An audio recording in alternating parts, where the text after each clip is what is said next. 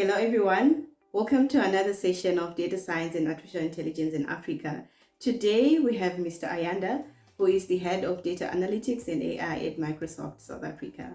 I was quite scared of saying your surname because I was scared that I might pronounce it the wrong way.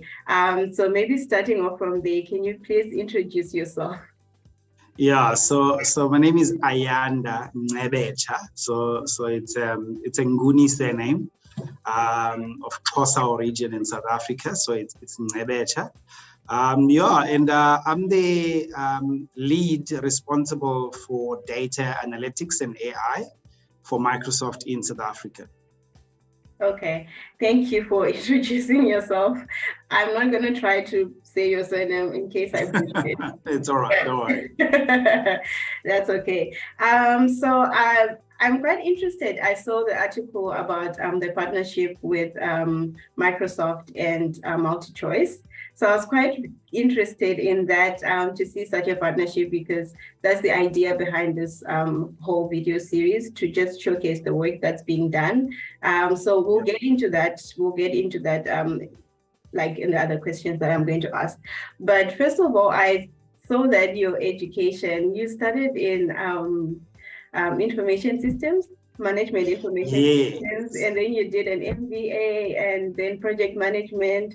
But how do you get into data and AI?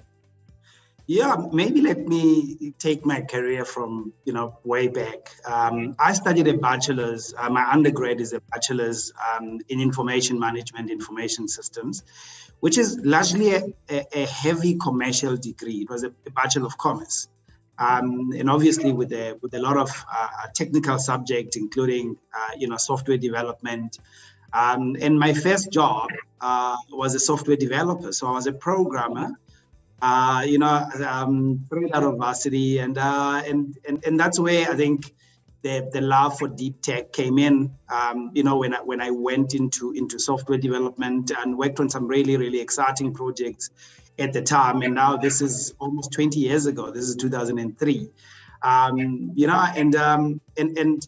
what really got me and maybe propelled my career going forward was, as developers, you work off user requirement specification that is developed sometimes by business analysts, people that talk to the business, they understand the business problem, and they come back and translate it to developers so that you can then write the code that make everything work. I got attracted into that piece very early in my programming career. I found myself being interested in understanding the why we did what we did, and connecting with business a lot more. As a result, I transitioned probably about 4 or 5 years later out of software development into a business type role, where I was now the business stakeholder, where I was engaging with the business stakeholder in what we called in South Africa at the time e-government, before it was called digital transformation, because I started out in government. And that's where then leveraging technology to solve societal problems became embedded in me.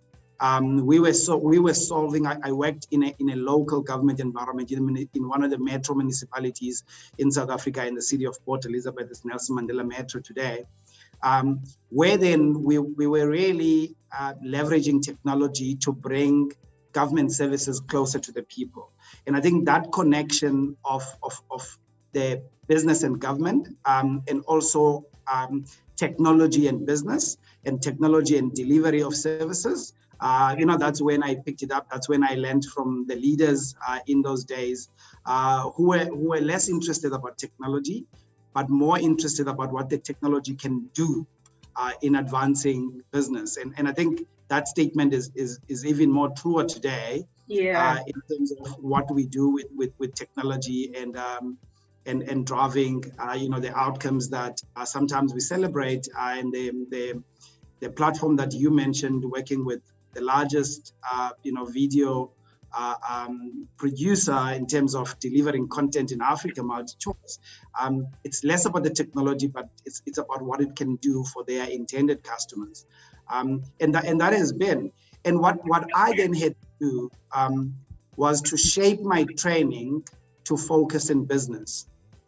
And in those days, I was involved in a lot of large-scale technology projects, and then I took an interest in project management, and I did some postgraduates, and until I did a master's in project management, and then later on, where I needed to propel myself to where I am today in the world of data, with all the experience that I had.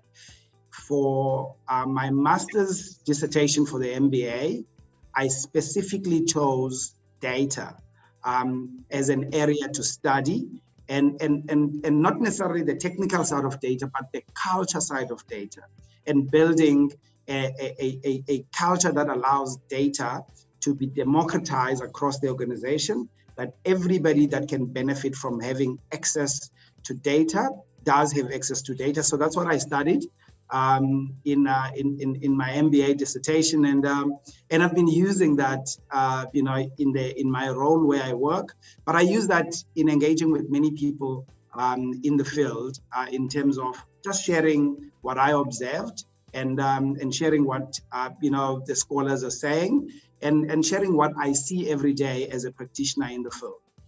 Yeah, I see that some of your posts have that aspect, because I was just going through some of your posts, especially on LinkedIn. So I could tell that that's probably one of the interests for you in the field. So, I mean, I just wanted to go back to, you said you started in 2003, that's a long time ago. And for me, I did computer science, but it was now a world where there's Stack Overflow and you can always Google something. How is it different from now, where things are easy to access compared to back then? I think as much as there was internet in 2003, right? Today there is a plethora of information available from many data sources. I was pleasantly surprised when I read an article. Somebody was saying, young kids now, instead of using Google the way we've always used it, they actually search for information on TikTok. Because instead of wanting to read an answer, they want to view an answer. They want to listen to it. They want to watch a video about it. And I think that's the wonderful thing we have today, right? Back in the day, there was less of a online community, and back in the day, it took a lot harder. I mean, developers in the early 2000s will tell you, you wrote just about everything you needed to get a program running. Today, there's a lot of reusable stuff. So it allows you today to get further a lot faster by leveraging reusable classes, reusable functions. You don't have to start from scratch anymore.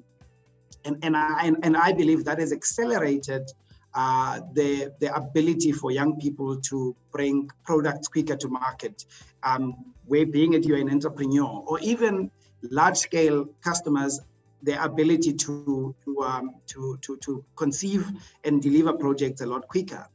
And the wonderful thing that exists today, which didn't exist in our days, is the low-code, no-code environments, right? Something like the Power Platform that Microsoft has. It has allowed people with no development background to start building portals that are delivering value to organizations at scale with minimal time in order to get there. So I believe the advancement in tools and technology today allow for a much more rapid transformation, more rapid innovation, and more rapid of delivering products or changes in organization a lot quicker than what we did back in the day. But I think what we learned back in the day helps us today. It helps us to understand today. When I talk to young people about cloud and try to explain cloud, and I explain in our environment, it used to be the client-server environment back in the day, where everything was hardware based. You set up everything yourself, the OS and everything, and you provision services yourself. Today, it's all automated in the cloud. Today, you could have a server running in 10 minutes or less in the cloud. So I think technology now has allowed us to focus on the end goal rather than focus on the building blocks. So many people, the innovation cycle is a lot faster than it was back in the day. But I wouldn't change anything from what we learned back then. It allows us to understand a lot more what we see today. Yeah. So now moving on to getting like your role now in data and AI. I mean, you did your MBA and you focused on data. But like, what other skills did you have to learn for you to be like maybe like the best in the role, as in like more suited for the role that you have now in data and AI in terms of technical skills? Yeah. What I would say to people, especially young people, something that I was taught very early on. You need to start to gauge where you are, but your learning and development needs to be focused on where you are going. So if and I always tell this when people say to me they want to do an MBA, they want to do a postgrad or a master's, and then I ask, what's the end goal? What do you want it to do for you? Because if you know where you're going, then you can structure your studies in order to propel you there, right? It will change your conversations. And what I did, what was starting in my previous role, I headed up our regional business at Microsoft for South Africa, specifically government, Lesotho and Eswatini. And I was leading teams that were driving digital transformation across our technologies, right? We were driving solutions in cybersecurity. We were driving solutions with data, with cloud, with productivity. And this is where I realized the power that lies in data in driving transformation forward. Everything we do today drives data. Being it video content like we're doing now, being it productivity, being it a good old ERP system, everything is data driven. I started preparing myself to going back and saying, let me start learning the new modes of data, because I come from the model of structured data, databases, right? Mm-hmm. Everything was in a database, everything was in tables and rows. Mm-hmm. Today, we have a lot of unstructured data. The social media data is unstructured. We've got video, audio, we have big data. So I needed to connect the old world to the new world. And there's no better way to do that than doing structured learning through certifications. So I had to go and pick some certifications that were aligned to my career path, including some AI certification, including data certification, and then including other certifications within the Microsoft ecosystem of products, because it kind of paints a picture and it all comes together. And that's what I did to prepare myself technically so that I can be technically competent.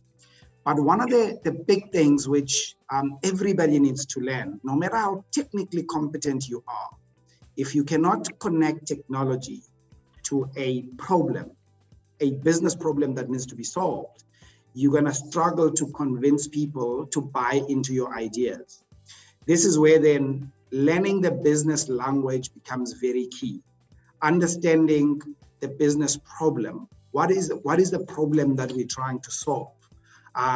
One of the issues, for example, just a quick one that we worked with a customer, they were struggling in their supply chain to keep up with the availability of products that solve a particular problem. So they would run out, for example, of a particular commodity in their store, and they couldn't predict when it was going to run out. And now they must go and procure it, and whilst they're in the procurement process, they cannot provide that service. So they started running out, and we worked with them using their own data, and say, let's learn from your data, expose us to your data, and let's build models that begin to learn your data. And we will tell you how long it takes for a particular product to get consumed and finished. And when then should you start the process to replace that product before it gets finished, so that you never run into a challenge where you don't have products, right?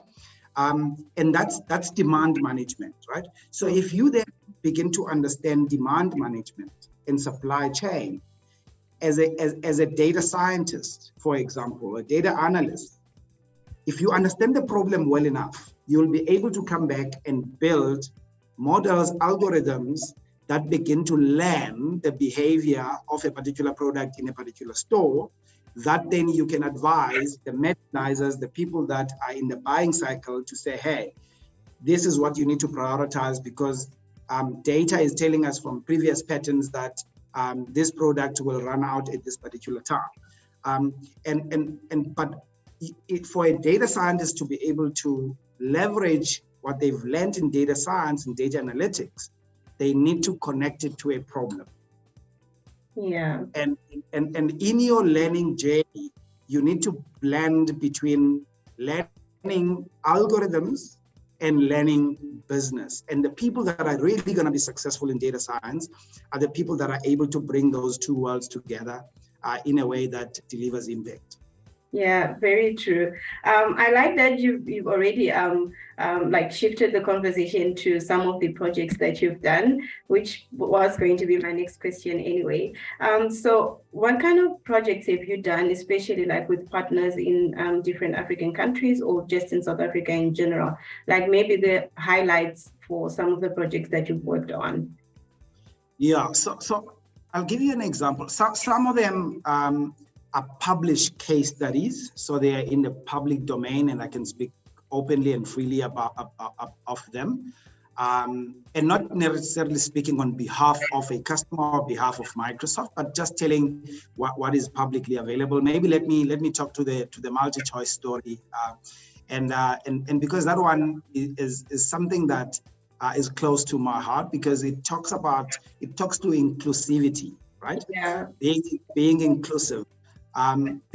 We have a number of hearing impaired people across all of Africa, right?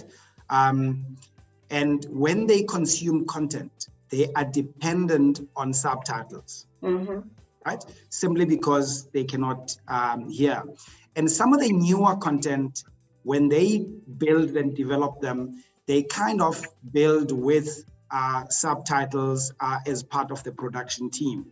But we find that the old content, the old movies, old series that they still flighting and which a lot of people are consuming, some of them were not built that way, right?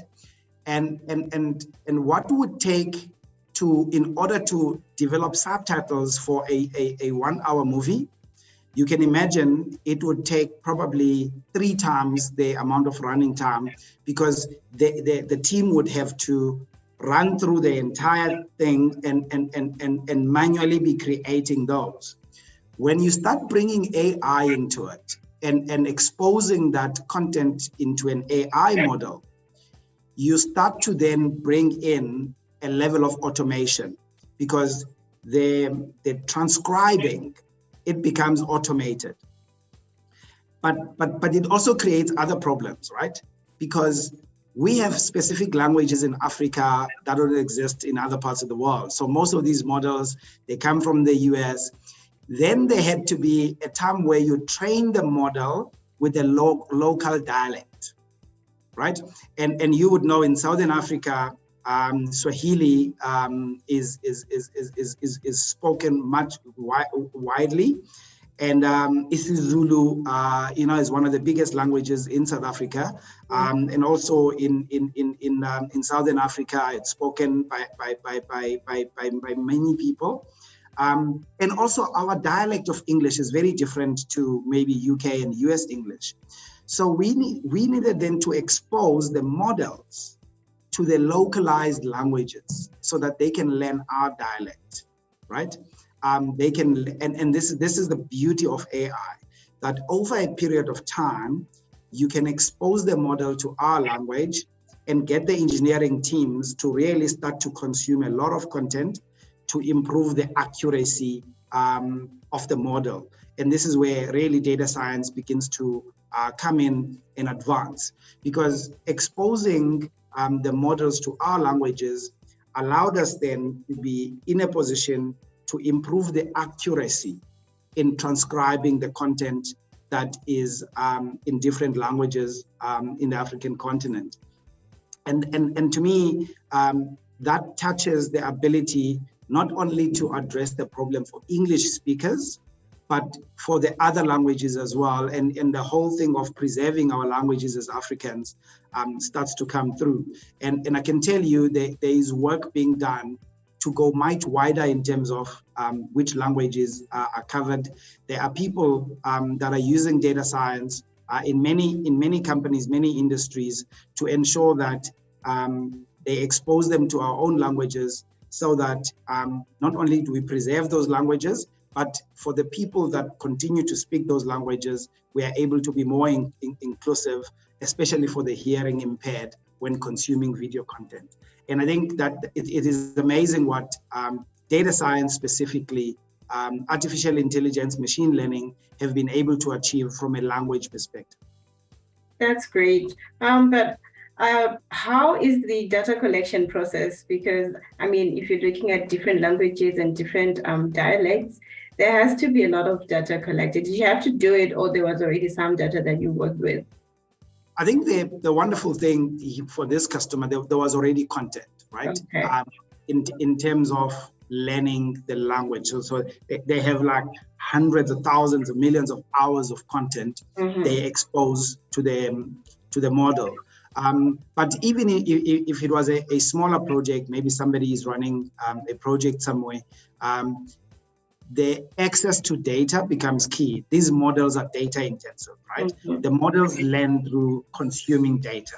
You throw data at them, they learn, and they get better with the more the data, the more the accuracy levels of these models improve, and the more the relearning happens. And that's the wonderful thing with the ability for machine learning to relearn, because if you go, for example, if they get a particular word wrong and you go and correct it, next time it then knows that it's been corrected, it relearns it, so that you don't need to go and correct the same thing again. So the accuracy level improves with time, right? So as machines learn, we help them learn. And so the process goes through. And as I'm saying this, I'm reminded of various conversations taking place now about responsible AI, right? Yeah. The danger with AI is it will be as biased as the people that build the models, right? And if we understand that as human beings, we are inherently biased, right? It's built into our DNA. We have, and when we acknowledge our biases, we will start a process to make sure that we catch our bias, so that we can correct ourselves, so that we remove the bias from what we do, right? If we don't catch our bias and we don't correct it, then it's going to be a problem. That's why it's important, and Professor Johan Stein speaks and writes a lot about this. Recently connected with him on LinkedIn. We need to build teams that are inclusive in data science in order to address the bias, so that you don't have people of the same ethnic group, the same culture, the same religion, the same gender, because the bias that is inherent within that grouping, it will be transferred into the models they build. But once your teams start to come from diverse backgrounds, then you find that the questions that are being asked in the room in brainstorming come from different perspectives. Yeah. And we are able to build a more inclusive, more diverse solutions, free, or maybe not free, but with less bias than it was where, we were all the same group, same grouping, same background, same culture, same religion. So those are some of the things now we need to catch in data science. How do we ensure that we use it for good and we are able to catch bias very early? Data is key in data science, right? There is no data science without data. Yeah. Well, that's a very packed response. And that's quite like insightful, actually. Like you think about some of the things that like you read and you think about, but like when someone else says it, you're like, okay, that's, yeah, it's validated in a way. So moving on to my last question, what advice would you give to someone who wants to start out in this field or someone who wants to join your team? Be curious, be inquisitive. This field needs somebody who asks a lot of questions, somebody who assumes nothing. The best people that solve problems with data are the people who are continuously asking questions, because data answers questions, right? If you look at data storytelling, data storytelling is all about answering questions. Through the story, extracting valuable insights from data, you are answering questions. So one of the first things, yes, there needs to be the technical aptitude. You must be able to learn, a lot about data structures. You need to learn a lot about programming, especially Python. Python is becoming the de facto language for data science all over the world. Many people, even old school programmers like myself, we're starting to move from the old C, C#, Java languages. How do we progress to ensure that we are able to scale and able to expand to the new generation tools? So yes, there's the technical aptitude that you need to invest in, and you need to invest a lot in building that capability. But to me, I think the soft skills must not be neglected. In terms of your ability, and I've said it before, your ability to connect the technology to a problem and wrap a story around it. I read a book and it resonates with me almost every business conversation I have, by Simon Sinek, called Start With Why. And he focuses on the why a lot. And in data, the why is more important than ever before. You need to understand why you do what you do. What's the end product? What's the end game? What's the end goal? And what problem are you solving for? Once you start with why, the building blocks to get to the why becomes a lot easier. So my advice is invest in your technical aptitude outside of just the curriculum. And then the wonderful thing now is you can learn through videos. You can go through hours and hours and hours of content that build up both your technical aptitude as well as your business aptitude, consuming it through video. And also take part in hackathons. Another beautiful way of building skills is building something. Whether you're doing it, if you're in varsity, get together with some mates and decide we're gonna spend a couple of hours building something and do that. But be in the building mode, build something on your own with friends, with colleagues, dedicate time to learning through building. And I believe the people that are going to really be successful are the people that try out things. The people that are really going to be successful are the people that fail, because if you're failing, it means you're trying. If you're failing, it means you're doing something. So the people that try this project, they fail, they try again, they fail, they try again, they incorporate some information, they go borrow from somebody else some ideas, they go borrow systems, they go to GitHub, they go and get various tools and techniques until they succeed. So the hunger to succeed is embedded in failure. If you're not failing, it means you're not trying hard enough. So we need to embrace failure. Failure is our friend. We must not be afraid to fail. And also, don't be afraid to disrupt yourself. You need to, I've seen people that are accountants that are driving digital transformation at scale today. Mm-hmm. Right? And they come from an accounting background, or they come from an HR background. So don't be afraid to disrupt yourself. You need to make a conscious decision to disrupt yourself. And that way, you won't be afraid of failure, but you will drive success. And don't be afraid to suck at something new. That's always not easy. So don't be afraid to be the dumbest person in the room. I always say it. The team that when I'm in the room with the teams that we have at Microsoft, I can easily be the dumbest person in the room. And I love it, right?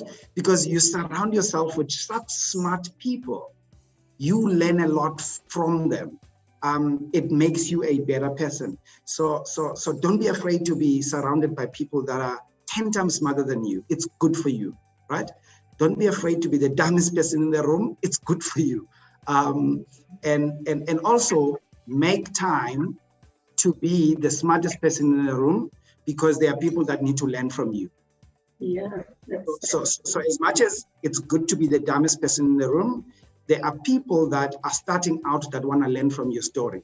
So make time for others to learn from you, while you make time to learn from those that have gone ahead of you.